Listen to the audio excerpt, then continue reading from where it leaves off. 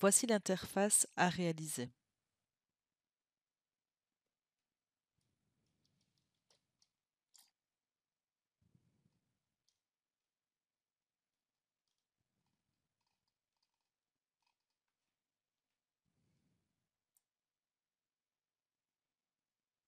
Commençons par créer la structure HTML de base. Comme le contenu de la page est en anglais, nous allons laisser la valeur EN pour l'attribut line de la balise HTML. Au niveau du titre, étant donné que nous allons réaliser la page des projets, nous allons indiquer qu'il s'agit de la page projet pour le site Urban. Commençons par créer le header.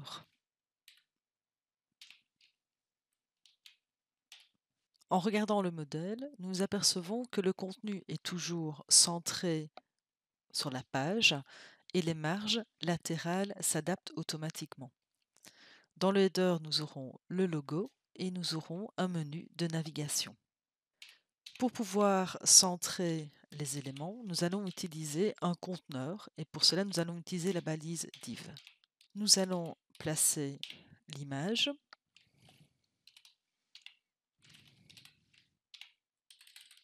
et utiliser la balise navigation avec une liste pour créer le menu. N'oublions pas de lier la feuille de style avec la page HTML. Et c'est parti. Nous allons commencer par utiliser le modèle Box Sizing Border Box et créer les styles généraux du body. Alors, nous allons spécifier la police, la famille de police, et pour cela, je vais aller utiliser une police de chez Google. Donc, je vais chercher la police Roboto.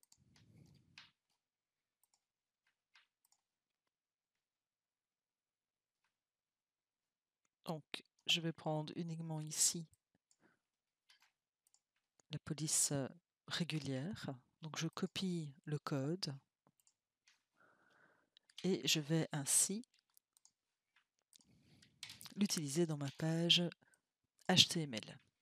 Donc, à partir de ce moment-là, je vais pouvoir utiliser la police Roboto dans ma feuille de style. Je vais lui indiquer une taille de police par défaut.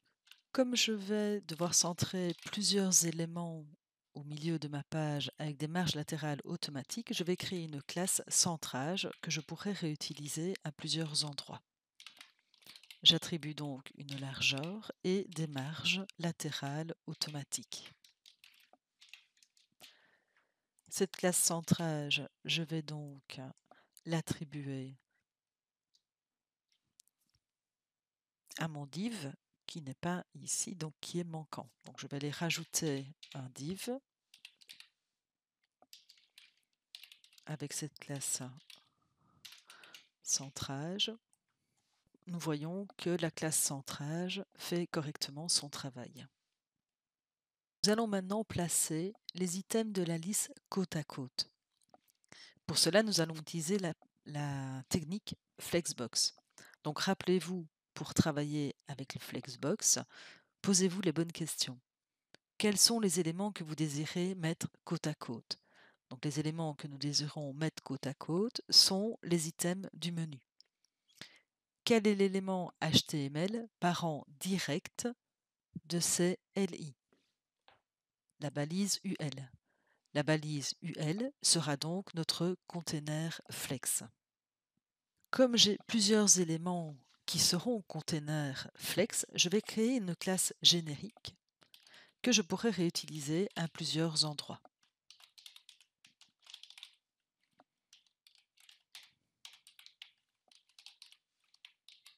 Donc, cette classe container Flex, je vais aller l'attribuer à ma balise UL. Donc, les éléments se sont mis côte à côte. Nous allons maintenant supprimer les puces des items du menu. De nouveau, je vais le faire pour l'ensemble du site. C'est-à-dire que pour toutes les balises, tous les éléments de liste présents sur mon site, je vais supprimer les puces et je vais également supprimer les marges et les paddings implicites. Nous avons donc ici directement l'aperçu. Je vais maintenant gérer les espacements entre les items du menu. Pour pouvoir identifier de manière précise les éléments, je vais ici, dans le header, spécifier un identifiant. J'utilise ici un identifiant, je pourrais très bien utiliser une classe. L'avantage de l'identifiant est qu'il identifie de manière unique un élément. Donc cet identifiant, je ne l'utiliserai que pour identifier ma balise header. Alors je vais également, avant d'aller plus loin, organiser ma feuille de style à l'aide de commentaires. Nous avons donc des LI de la liste de la nave du header principal. Donc attention, attention, ce ne sont pas les LI, mais par contre l'espacement. Oui. Alors, je pourrais travailler en fait sur les marges de mon LI, mais je peux également travailler sur le container flex et utiliser en fait la balise, enfin la propriété pardon, gap. Et donc ici, j'ai bien des espacements. Je vais maintenant travailler au niveau des liens. Les liens utilisent une couleur par défaut, donc nous allons donc redéfinir la couleur des liens. Je vais dire que la couleur est héritée de celle de son parent. Donc pour le moment, ça ne change rien parce que dans le parent, je n'ai pas mis de couleur. Donc j'ai le choix de spécifier la couleur au niveau des liens, au niveau des parents, mais réfléchissons. Les liens ici ont la même couleur que mon texte. Donc je ne vais pas spécifier la couleur au niveau des liens ou même de leurs parents. Je vais aller spécifier la couleur au niveau du body. Ainsi, la couleur sera héritée et si je dois la changer, je ne la change que dans le body. Alors, je vais ici non pas spécifier la couleur directement, mais je vais aller déclarer des variables qui vont contenir les valeurs de mes couleurs. N'oubliez pas, la déclaration des variables se fait au niveau le plus haut, donc c'est-à-dire au niveau du root, et commence toujours par 2 tirets. Alors, je vais spécifier une couleur primaire. Vous voyez ici, c'est un gris clair. Je vais mettre peut-être un gris plus foncé.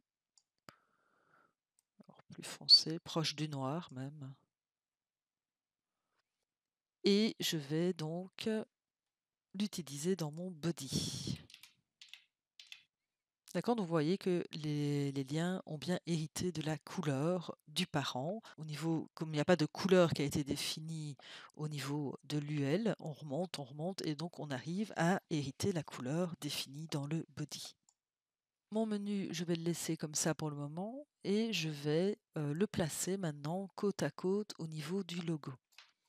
Donc de nouveau, je me pose les bonnes questions. Qui, au niveau du code HTML, donc quels sont les éléments qui doivent être mis côte à côte? Donc les éléments qui doivent être mis côte à côte sont le div qui contient le logo et la navigation. Quel est le parent direct de ces éléments? Il s'agit de la div qui contient la classe centrage. Donc cette div va être mon container flex. Étant donné que j'ai déjà une classe générique, d'accord, donc ma classe container flex wrap utilise le display flex et autorise le retour à la ligne. Donc je vais utiliser cette classe sur mon div qui devient mon container flex. Alors il faut se méfier en fait lorsqu'on a des aperçus comme ça dans les éditeurs, vous voyez, parce qu'en fait ils ne reflètent pas la taille exacte de mon navigateur. Donc c'est pour ça que je vais régulièrement voir l'aperçu ici dans mon navigateur. Donc nous avons maintenant le menu qui est bien positionné à côté de mon logo. Alors je vais utiliser l'inspecteur pour un petit peu voir comment il se positionne. Donc rappelez-vous, j'ai mon container flex, j'ai mes enfants flex, ils se mettent tous les deux côte à côte en partant de la gauche et on voit ici dans la partie en mauve qu'il reste de l'espace disponible. Donc je vais gérer cet espace disponible. Donc cet espace disponible se gère au niveau du container. Donc au niveau de mon container, donc mon container qui est mon div ici, donc je vais lui dire qu'il s'agit du header, du div de mon header. D'accord, donc ça c'est mon container flex, hein. N'hésitez pas à vous mettre un commentaire pour vous le rappeler si besoin. Donc mon container flex, ici, je vais gérer l'espace restant. Donc justify content, je vais peut-être mettre un space around et regarder ce que ça va donner. Et donc là de nouveau, n'hésitez pas à travailler avec votre inspecteur parce que vous allez vraiment pouvoir ici voir comment il gère les espaces et voir finalement si vous préférez avoir des espaces sur les côtés ou pas. Et ici, n'oubliez pas qu'avec l'inspecteur, vous pouvez vraiment voir, vous voyez, je mets la première lettre et il me montre finalement la différence entre les trois. D'accord? Donc moi ici, je vais plutôt travailler avec le space between. Donc je vais ici lui dire que je voudrais un space between. On s'aperçoit que le menu est situé plus haut que le logo, mais ils sont bien tous les deux positionnés dans le container. Donc là, je vais travailler sur l'alignement vertical. Et donc ça, il s'agit d'un alignement que l'on travaille sur le container.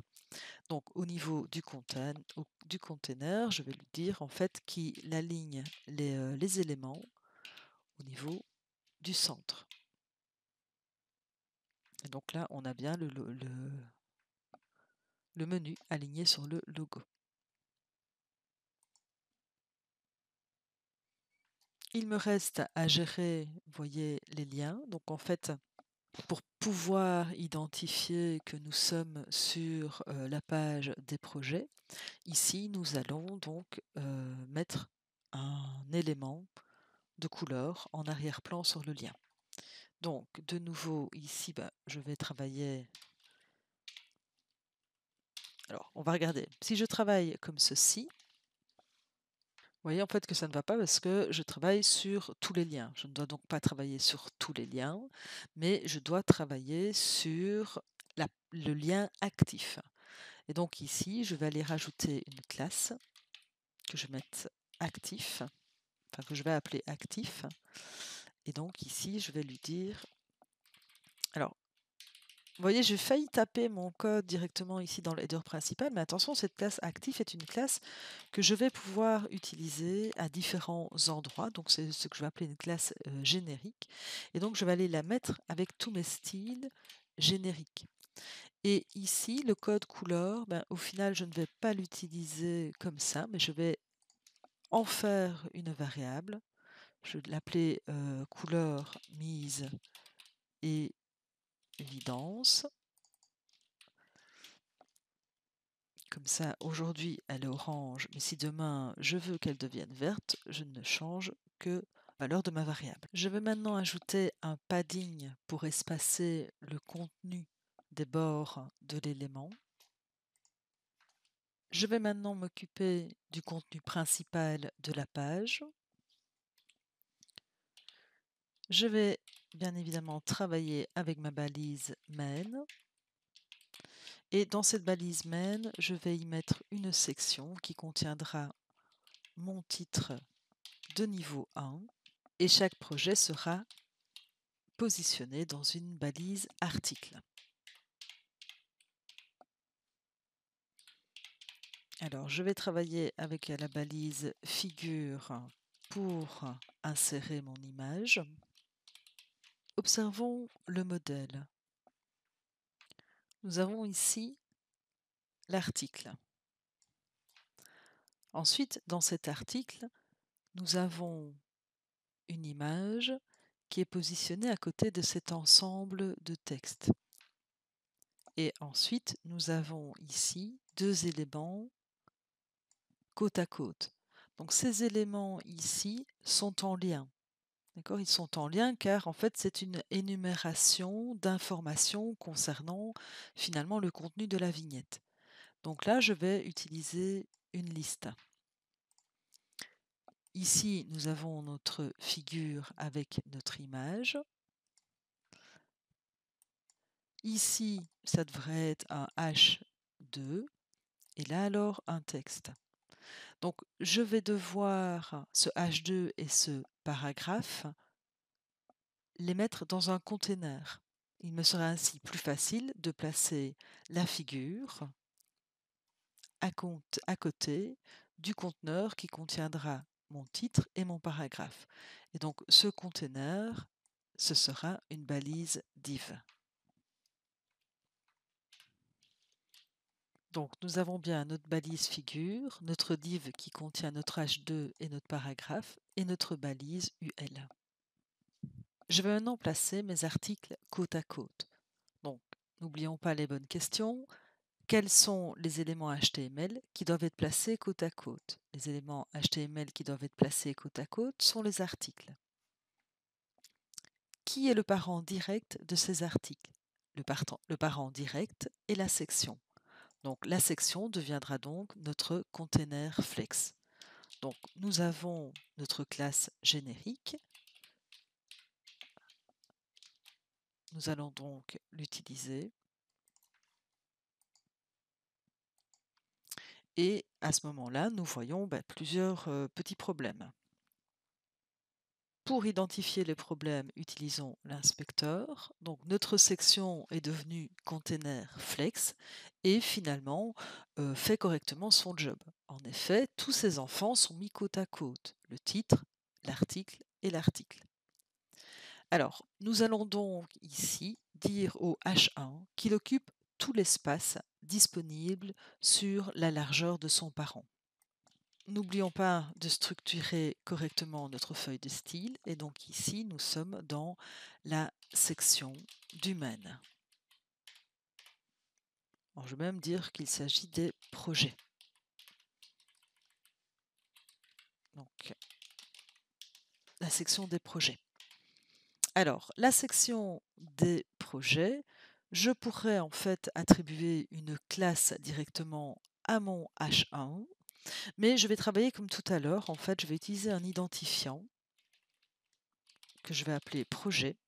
Et je vais dire c'est le H1 de mon identifiant projet. Et donc lui, n'oubliez pas que la section est un container flex, donc je vais lui dire occupe toute la largeur disponible au niveau de ton parent. Alors bien évidemment, je n'oublie pas d'aller identifier ma section. Et rappelez-vous, j'aurais très bien pu faire la même chose avec une classe. Donc nous avons bien notre H1 qui prend toute la largeur et ainsi les vignettes se positionnent côte à côte. N'oubliez pas, par défaut, la largeur d'un enfant flex est dépendante de son contenu. Il y a plusieurs choses sur lesquelles nous allons pouvoir travailler. C'est déjà en fait centrer les éléments du main. D'accord? Donc rappelez-vous ici, nous avons au niveau du header utilisé notre classe centrage. Donc je vais faire la même chose avec ici la section. Je rajoute donc la classe centrage à la section et étrangement, plus rien ne se positionne correctement. Utilisons l'inspecteur pour découvrir ce qui se passe. Donc ma section est bien centrée tout comme le div enfant du header. Par contre, les articles, en fait, n'ont pas de taille définie. Donc, comme nous l'avons dit précédemment, la largeur de l'article est dépendante de son contenu. D'accord? Donc, si par exemple, je fais un petit test ici et je mets juste hop, l'orem, vous voyez que j'ai maintenant mes éléments qui se positionnent côte à côte.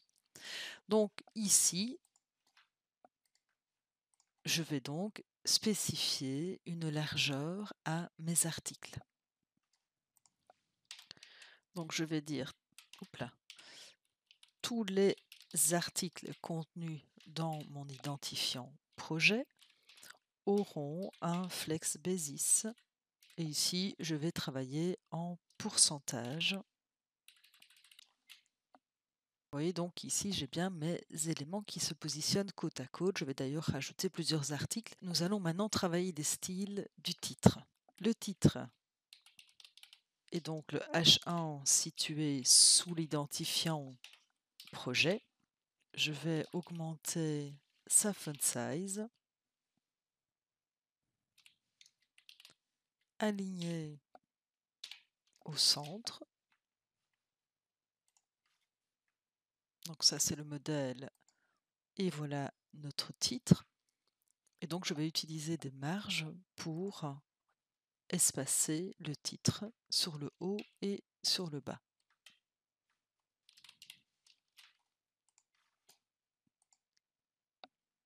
Alors, sur le modèle, nous avons ici cette partie du texte qui est en orange. Je vais donc utiliser un span pour pouvoir cibler cette partie du texte. Alors, si je regarde le modèle, j'ai plusieurs endroits où mon texte, en fait, enfin des parties du texte est en orange. Je propose donc d'en faire une classe générique que je pourrais réutiliser à plusieurs endroits. Donc, je vais dire ici tous les spans auront une couleur de texte orange.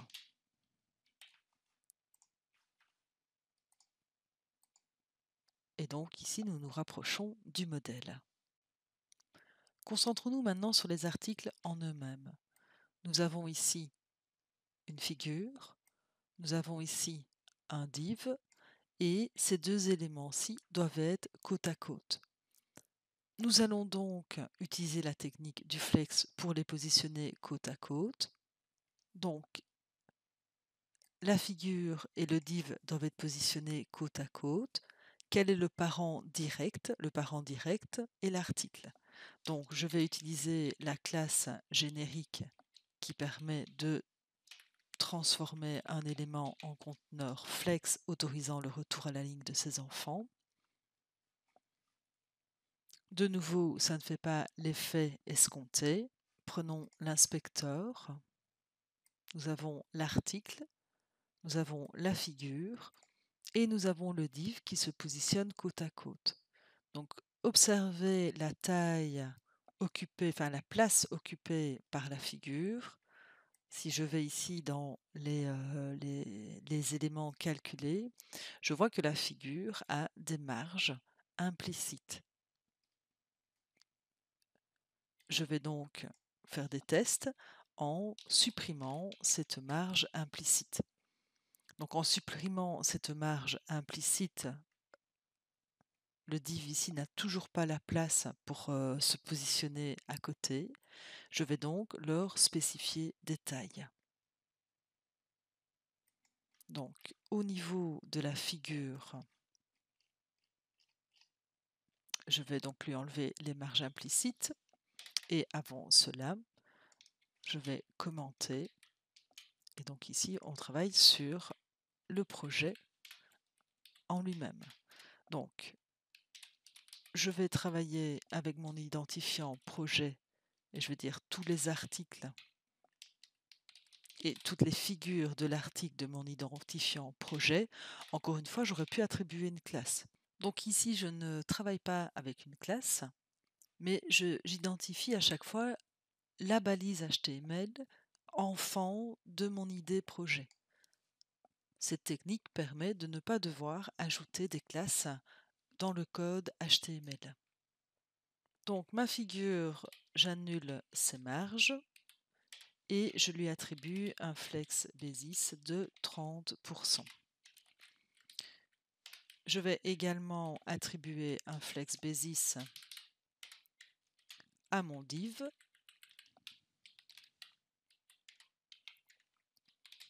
Donc je lui ai attribué un flex basis de 60. Regardons le résultat et ça ne correspond toujours pas au modèle. Utilisons l'inspecteur. L'inspecteur nous montre clairement les choses. Mon article est bien un container flex. Ma figure se positionne. Ensuite, l'espace move assuré et l'espace disponible. Mais par contre, le paragraphe, enfin le div qui contient le titre et le paragraphe, n'a toujours pas assez de place en fait pour aller se mettre. Or, 30, donc j'avais mis 30 et 60, j'ai 90, ça devrait fonctionner correctement. Je vais donc faire quelques tests avec mon inspecteur. Donc imaginons ici que mon div, je lui mets 30%. Si je lui mets 30%, il se positionne correctement à côté de mon image. Donc que se passe-t-il? Parce que 60 et 30, je le redis, ça fait 90 et donc je dois parfaitement rentrer dans mes 100%. Donc je vais faire un test au niveau de la figure et si je mets par exemple 20, je vois que mon image ne bouge pas. Pourquoi? Parce qu'en fait, ici, la taille de mon image, c'est la taille, donc cette image-là, elle a une taille supérieure à 20% de la place disponible. Je vais donc en fait utiliser des images qui vont être adaptatives. Pour cela, je vais dans mes styles généraux et je vais dire que toutes mes images auront un max suisse de 100% et pour garder les proportions, une hauteur auto. Regardons maintenant ici le résultat.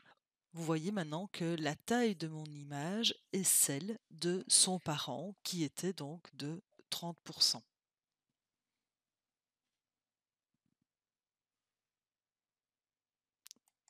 Si je regarde le modèle, je vais espacer ici mes deux éléments et je vais également utiliser un padding.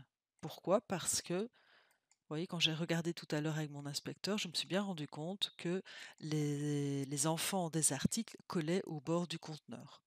Donc, je vais déjà aller mettre un padding au niveau de l'article et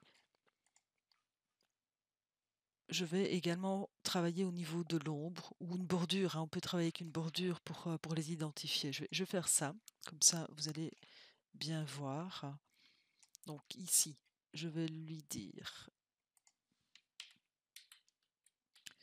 les articles. Donc je vais leur mettre une bordure temporaire. Peu importe ici, hein, c'est vraiment du temporaire. D'accord, donc on voit, il y a plusieurs choses hein, que l'on voit. Donc je vais donc faire un padding.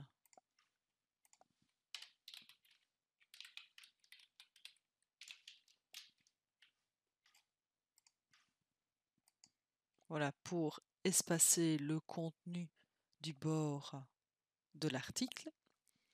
Et ensuite, je vais aller ici, donc ça c'est mon article, dans le parent, aller travailler avec un gap. Donc ici, n'oublions pas, je vais le mettre en commentaire, pardon. Voilà, pour mémoire, c'est bien. Donc c'est bien un container flex et je vais répartir l'espace entre les éléments. D'accord? Donc l'espace restant entre les éléments. Alors, il y a énormément d'espace dans ma vignette, énormément d'espace ici dans la vignette. Pourquoi? Parce que n'oubliez pas que par défaut, tous les enfants flex s'alignent sur la hauteur du plus grand.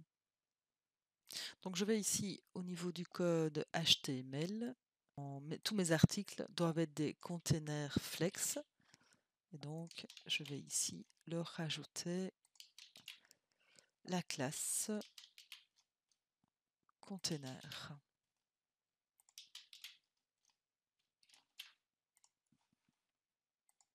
Voilà, donc ça me permet de me rapprocher du modèle et de mieux comprendre les espaces qui sont présents. Alors, de nouveau, je vais regarder un petit peu ce qui se passe au niveau des espaces. Donc j'ai mon H2 ici qui contient des marges implicites.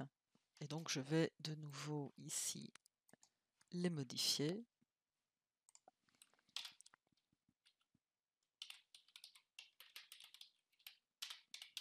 Donc ce sont les H2 de mes articles. Et donc ici, je vais lui dire que les marges seront de 0 pour le haut, 0 pour la droite, cette valeur-là pour le bas et 0 pour la gauche. Voilà, donc nous avons maintenant le titre qui est au-dessus. si je regarde le modèle, j'ai quand même l'impression que ici mes vignettes sont plus allongées que moi. Et donc je me demande si ce n'est pas mon centrage qui est trop petit, qui est trop étroit. Donc je vais ici faire un test. Donc au niveau de mon centrage, j'ai mis 60 et si je mets ici 70, vous voyez que mes vignettes sont plus larges. Et donc je me rapproche davantage du modèle. Donc je vais aller ici mettre 70.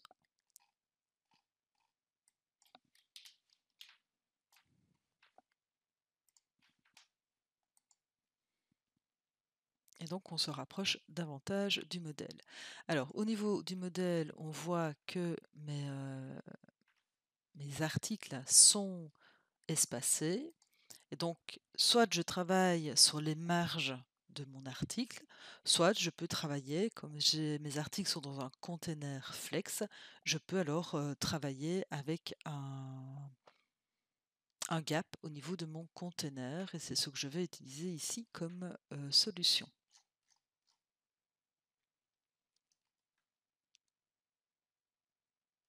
Et alors, en revoyant, enfin, je vais d'abord travailler avec mon... Vous voyez ici, en fait, j'ai dupliqué les styles, donc je vais aller mettre là-bas et en même temps ici, je vais utiliser, parce que j'ai besoin d'identifier mon conteneur de tous mes articles, donc qui est la section identifier projet.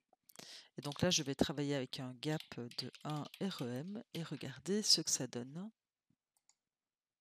Donc, je vais quand même aller travailler avec l'inspecteur. Donc, j'ai mon man, j'ai ma section. Vous voyez, grâce à l'inspecteur, je vois que j'ai quand même un espace sur la droite. Vous voyez, donc ici, j'ai un espace sur la droite. Donc j'ai un espace sur la droite en fait accumulé. Donc je vais de nouveau travailler avec un Justify Content. Et ici, je vais travailler avec un Space Between. Hop, regardons ce que ça donne.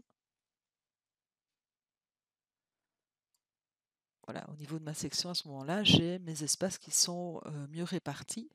Si je regarde au niveau du modèle, j'ai quand même l'impression qu'ici, il y avait un espace. Vous voyez, un espace. Et un espace, on voit que le sapin, en fait, n'est pas aligné au bord de la vignette. Et donc, je vais peut-être travailler avec autre chose que le Space Between.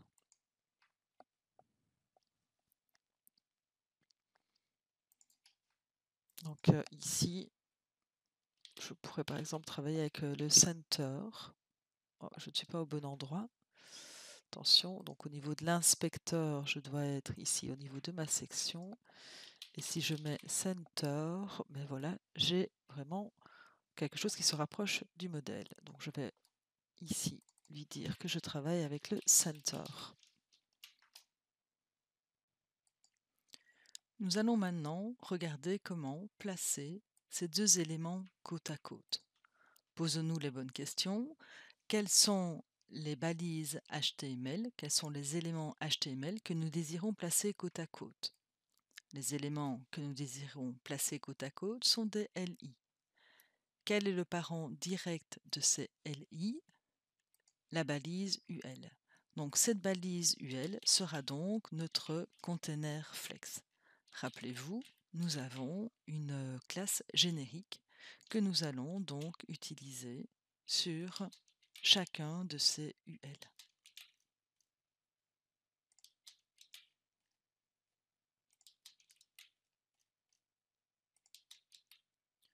Nos éléments sont bien positionnés côte à côte. Nous allons maintenant gérer leur espacement. Donc, sur le container flex qui est, je le rappelle, nos UL. Donc pour rappel, on peut mettre un petit commentaire. Je vais utiliser un align item space between. Je rafraîchis et je m'aperçois que ça ne fait pas du tout l'effet escompté. Donc, utilisons l'inspecteur. Donc, sur mon UL, je vois bien que, il est container flex, mais voyez que ici il me dit: «Bah, attention, en fait, tu t'es trompé dans le nom de, la propriété». Donc nous allons regarder pour corriger cela. D'accord, donc effectivement, ce n'est pas du tout align item qui est une propriété d'un enfant flex, mais c'est plutôt le justify content space between. Donc regardons, ça ne fonctionne toujours pas. Utilisons l'inspecteur. Donc j'ai bien le container flex, j'ai bien mon justify content, mais ça ne répartit pas comme je le désire l'espace. Et donc si je regarde avec l'inspecteur, je me rends compte que mais je n'ai pas d'espace restant. D'accord, vous voyez que tout est en bleu, je n'ai pas un mauve assuré, donc c'est-à-dire que je n'ai pas d'espace restant et je me rends compte que mon UL ne prend pas en fait toute la largeur de son parent. Donc rappelez-vous, le parent, il est également container flex. Il a une figure, un diff qui prenne ici 30%, 60%, et l'UL en fait ne prend que l'espace de son contenu, ce qui est le comportement normal. Donc mon UL ici, je vais lui spécifier en fait une largeur de 100%. Donc ici, d'accord, je rappelle, il est également enfant flex. D'accord, il est également enfant flex et donc je vais lui dire ici qu'il aura un flex basis de 100%. Vous voyez que, étant donné que mon UL est enfant flex de mon article, je lui dis prends 100% de l'espace disponible et à ce moment-là, mon UL qui est également conteneur flex a 2 enfants et l'espace entre ces 2 enfants est réparti entre eux.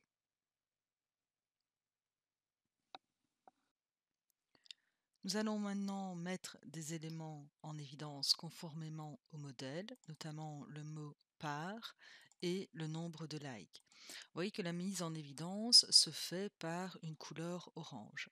Et rappelez-vous, nous avons déjà un style générique, d'accord, qui s'applique sur les spans et qui permet de mettre une mise en évidence avec la couleur orange au niveau du texte. Et donc ici, je vais aller placer des spans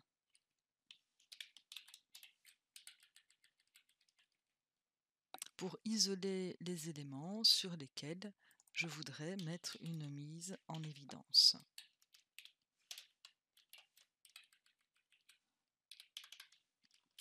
Et je vais faire ça donc pour mes différents LI.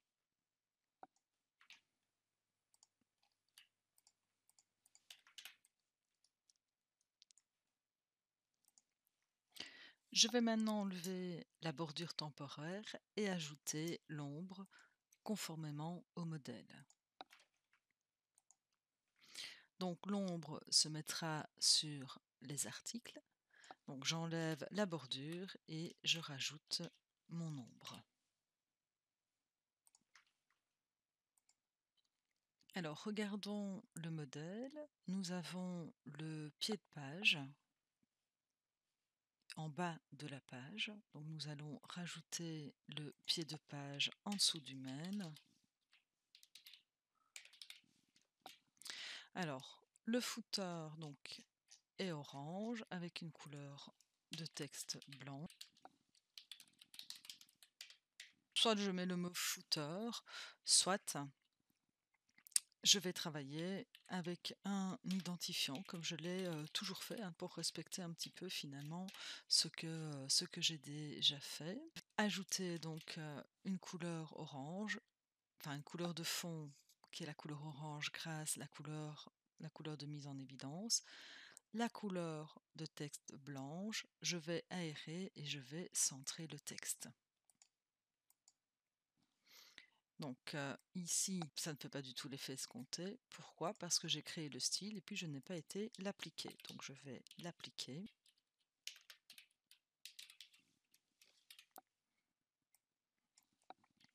c'est vrai que comme j'ai mis le header principal, je pourrais travailler avec la même nomenclature, footer principal. Voilà. Alors, si je regarde le modèle, je vois que le footer est toujours en fait dans le bas de ma page, peu importe finalement la hauteur de mon navigateur. Donc pour avoir un footer qui se placera toujours dans le bas de la page, nous allons utiliser des propriétés flex. Donc une technique parmi d'autres, c'est de travailler avec le body et dire à mon body, mais en fait, deviens container flex. Donc deviens container flex et tous tes éléments se positionneront les uns en dessous des autres. Donc c'est-à-dire on va lui redonner une flex direction colonne. Et une astuce est de dire que la hauteur minimum est 100% du viewport. Alors, pour éviter des scroll bars disgracieuses, je vais mettre un padding et une marge à 0. Et attention, je vais dire au main de prendre finalement tout l'espace disponible. Alors, mon main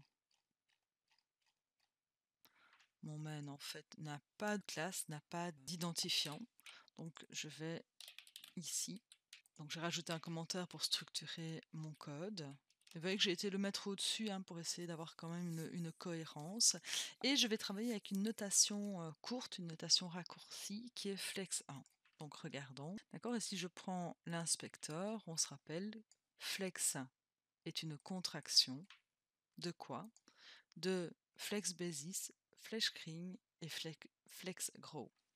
D'accord. Donc en fait, le container de mon footer, je lui ai dit qu'il avait un flex direction, enfin qu'il était container flex, un flex direction colonne et qui prenait 100% du viewport. Et j'ai dit à mon main de prendre finalement tout l'espace disponible. D'accord. Donc on le voit bien ici, mon main a bien tout l'espace disponible. Alors, il me manque là au-dessus une bordure grise. Vous voyez ici, en fait, il y a une bordure grise. Je ne vais sûrement pas aller rajouter un div avec un fond de couleur ou pire, un paragraphe avec un fond de couleur. Non, je vais aller travailler sur la bordure haute de mon header. Mon header principal. Donc, je regarde où je vais placer mon style pour avoir une certaine cohérence. Mon header principal, je vais lui mettre une bordure top. Nous avons donc maintenant notre interface qui ressemble au modèle. Alors, si je réduis la largeur de mon navigateur, je vois ici que le menu passe bien en dessous de mon logo. Par contre, je constate également que la couleur orange chevauche mon logo. Pourquoi? Rappelez-vous, le 1 est un élément de type inline et donc il ne tient pas compte en termes de place occupée des paddings haut et bas. Pour changer ce comportement, je pourrais lui dire que son display est inline block. D'accord? Donc je garde les caractéristiques du bloc, mais je continue à me mettre côte à côte. Donc je vais aller changer, donc c'est à la ligne 68. Donc à la ligne 68, je vais déjà aller modifier cela. Donc display inline block.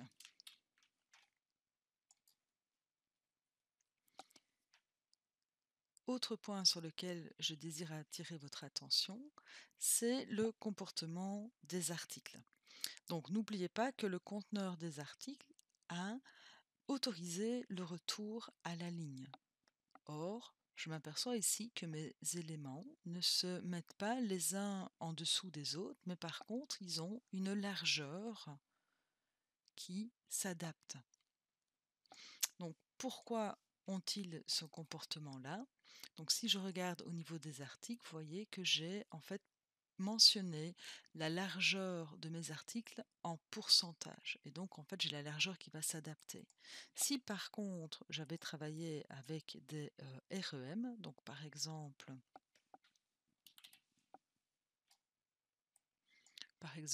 20 REM, et que je refais le même procédé, vous voyez qu'à ce moment-là, les vignettes se positionnent bien les unes en dessous des autres.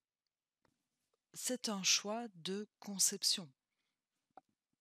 Que désirez-vous faire au moment où l'utilisateur réduit la largeur de sa page?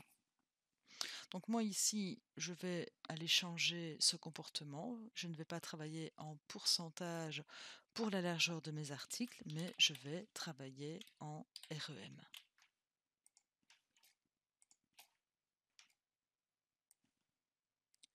Je vais maintenant ajouter une Media Queries. Donc, si je regarde le modèle, je me rends compte qu'à partir d'une certaine taille, en fait, le menu se positionne non plus côte à côte comme ici, mais les items du menu se positionnent les uns en dessous des autres.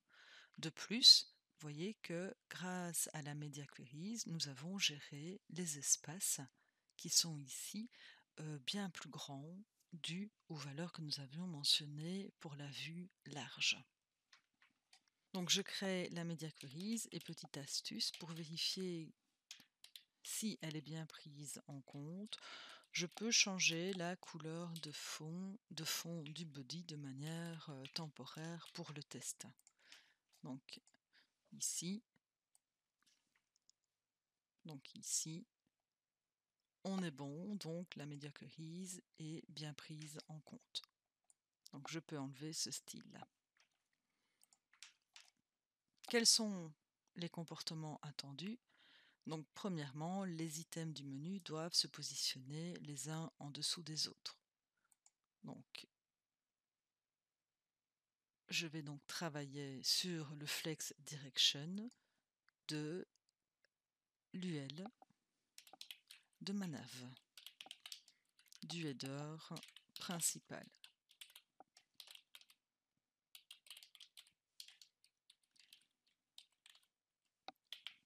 Flex direction colonne, regardons. Ici, évidemment, je n'ai pas utilisé le bon symbole. Les items du menu se positionnent bien les uns en dessous des autres. Par contre, mon menu se positionne à côté du logo. Inspectons. Donc, le div qui contient le logo et la nav est parent flex. Étant donné que les éléments de la nav se positionnent les uns en dessous des autres, sa largeur est réduite. Et donc, à ce moment-là, bien, le menu a assez de place pour aller se positionner à côté du logo. Pour éviter ce comportement, nous allons dire à la nav de prendre 100% de l'espace disponible de son parent qui est container flex. Donc ici, je vais lui dire, attention, c'est pas mon UL, mais c'est ma nav.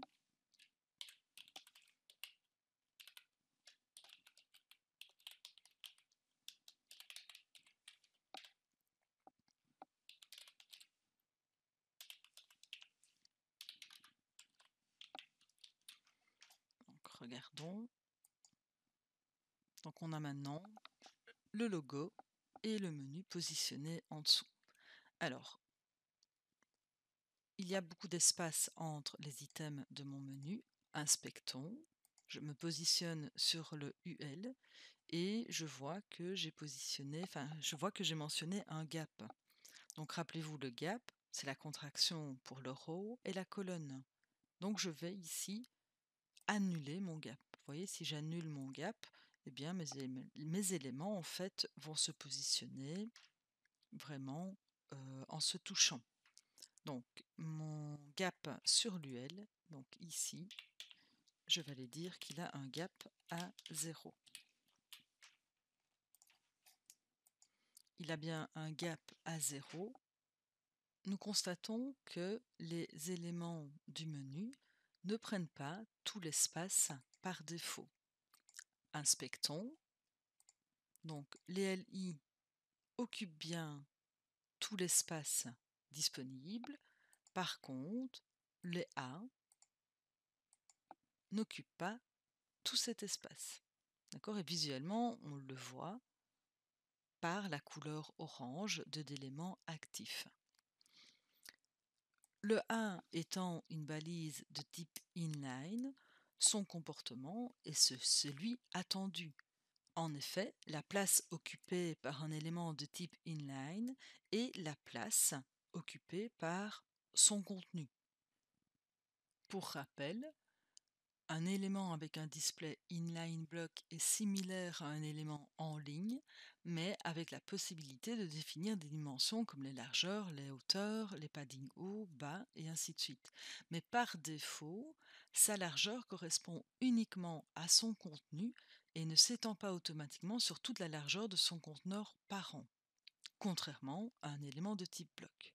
Donc, nous allons dire au A, lorsqu'il est sous la Media Queries, de se comporter comme un élément de display bloc.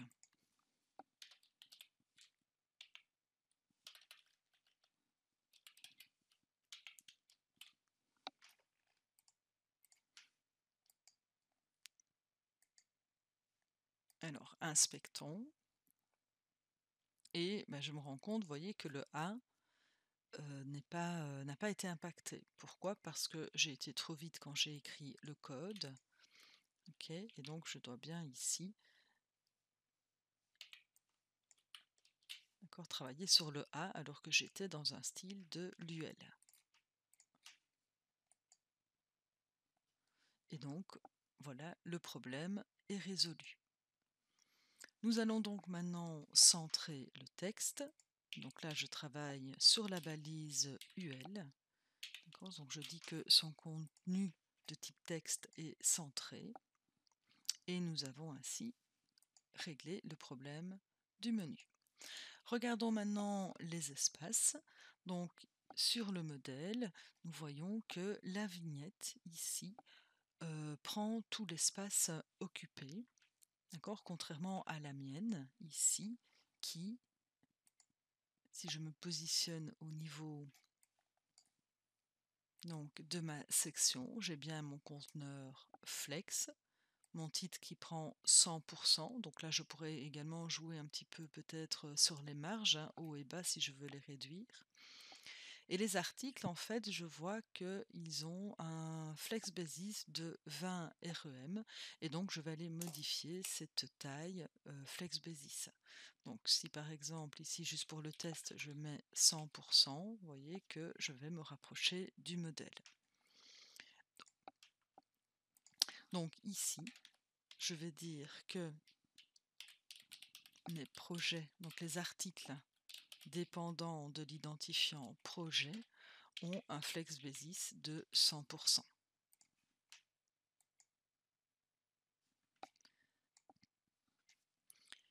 Donc flex basis de 100%, par contre, sur le modèle, on voit ici que j'ai des espaces. Donc, inspectons et testons. Si je mets un flex basis de 90%, comment va-t-il se comporter?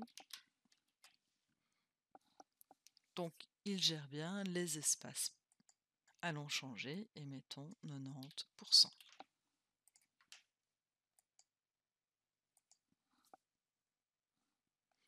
Notre exercice est maintenant terminé.